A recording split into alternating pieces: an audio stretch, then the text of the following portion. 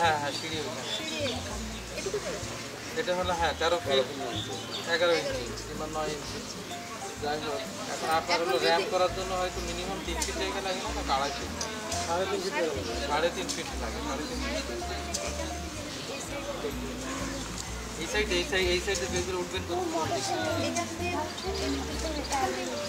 একটা হবে প্রশাসনিক বিল্ডিং আর একটা হবে ডরমেটরি। ছোটতে যদি না হয় তাহলে সে প্রশাসনিক বিল্ডিং এ দেখা আসবে হবে ট্রেনিং হচ্ছে। স্যার ট্রেনিং ফ্যাসিলিটি তো প্রশাসনিক বিল্ডিং, তাহলে তো তাকে বিল্ডিং এ। আর এটা হলো ডরমেটরি, এটা তো প্রশাসনিক কার্যক্রম না, ডরমেটরি এখানে থাকবে দুইটাই লাগবে তাই না? আচ্ছা আচ্ছা চলেন। আর দুইটা বিল্ডিং এর সাথে টয়লেটটাও তো একই রকম, টয়লেট শাওয়ার জন্য টয়লেট কিন্তু এইখানে হচ্ছে কি নিচতলায় যে কোনো একটা সাইডের একটা টয়লেট ইউজ হবে। ঠিক আছে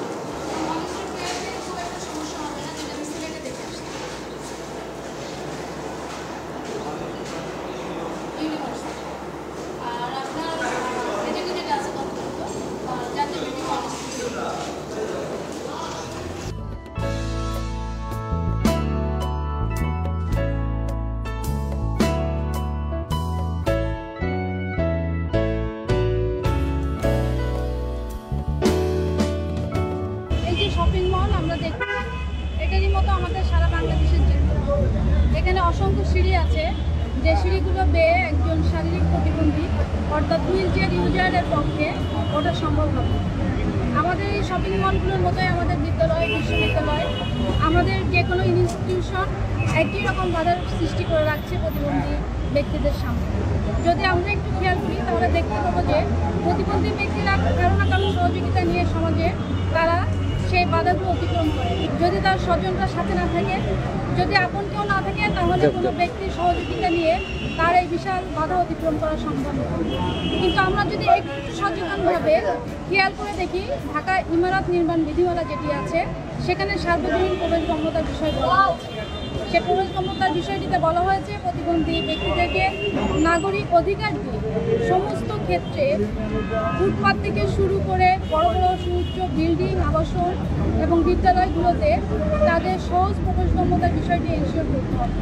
শুধুমাত্র সহজ প্রবেশগম্যতার বিষয় নয়, এই সমস্ত সুউচ্চ বিল্ডিংয়ে একটি বাথরুমও থাকে না, যে বাথরুমটি একজন শারীরিক ব্যক্তি ব্যবহার করতে পারে। এখানে ব্যবহৃত লিফটগুলো, সেই লিফটগুলোতে কাউন্টার সিস্টেম নাই, যেটি দৃষ্টি প্রতিবন্ধীরা সহযোগিতা পাবে। এই শপিং মলের সামনে যে কথাটা বলতে চাচ্ছি সেটি হচ্ছে একজন নাগরিকের মতো, একজন পূর্ণ নাগরিকের অধিকার নিয়ে এখানে কেনাকাটা করার অধিকার আমারও আছে, আমাদেরও থাকে। আমরা চাই বাংলাদেশের সমস্ত জায়গা, রাস্তা, ফুটপাত, চলাচলের ক্ষেত্রগুলো, বিশেষ করে বাস, ট্রেন, এসব জায়গাতে প্রতিবন্ধী ব্যক্তিদের পূর্ণ অধিকার সাথে চলাচলের সুযোগ এবং প্রবেশগম্যতা তৈরি করতে হবে। প্রতিবন্ধী নারী উন্নয়ন ফাউন্ডেশনের অ্যাডভোকেসি কার্যক্রম এবং সরকারের বিভিন্ন মন্ত্রণালয়ের পলিসি তৈরির যে কনসালটেটিভ কমিটি আছে সেখানে অংশগ্রহণের ফলে national education policy, national child policy, national women policy এবং ন্যাশনাল উম্যান পলিসির যে অ্যাকশন প্ল্যানটা হয়েছে সেখানে, তাছাড়া rules of domestic violence act, সেখানেও প্রতিবন্ধী নারীদের বিষয়টি সম্পৃক্ত হয়েছে।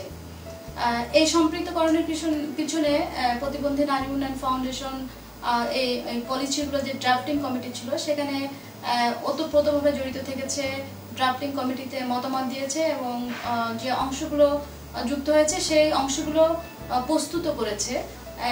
এখানে অন্যান্য প্রতিবন্ধী ব্যক্তিদের যে সংগঠন, সেই সংগঠনগুলো মোটামুটি ভূমিকা রেখেছে। ফলে প্রতিবন্ধী নারীদের জন্য কিছু ইতিবাচক অবস্থা তৈরি হয়েছে।